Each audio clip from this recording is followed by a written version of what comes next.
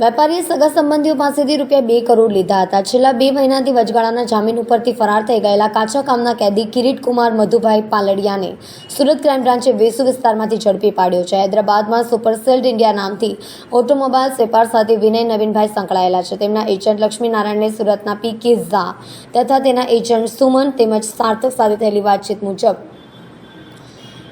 ક્રિપ્ટોકરન્સીમાં રોકાણ કરવાનું જણાવી કમિશન પેટે ઘણો ફાયદો થશે તેવી ખાતરી અપાવી હતી, જેથી ફરિયાદીએ ક્રિપ્ટોકરન્સીમાં રોકાણ કરવા માટે પોતાના સગા સંબંધીઓ પાસેથી ₹2 કરોડ લીધા હતા.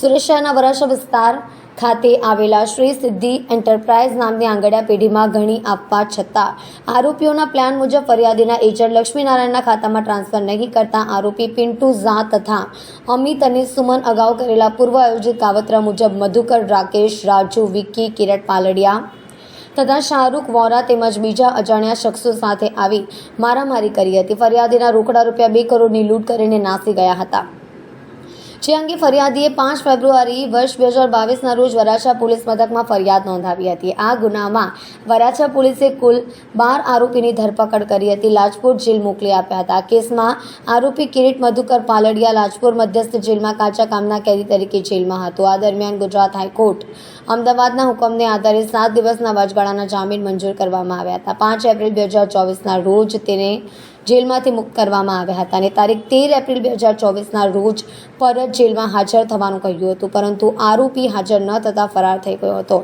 માહિતીને આધારે સુરત ક્રાઇમ બ્રાન્ચે આખરે તેની ધરપકડ વેસુ વિસ્તારમાંથી કરી લીધી છે.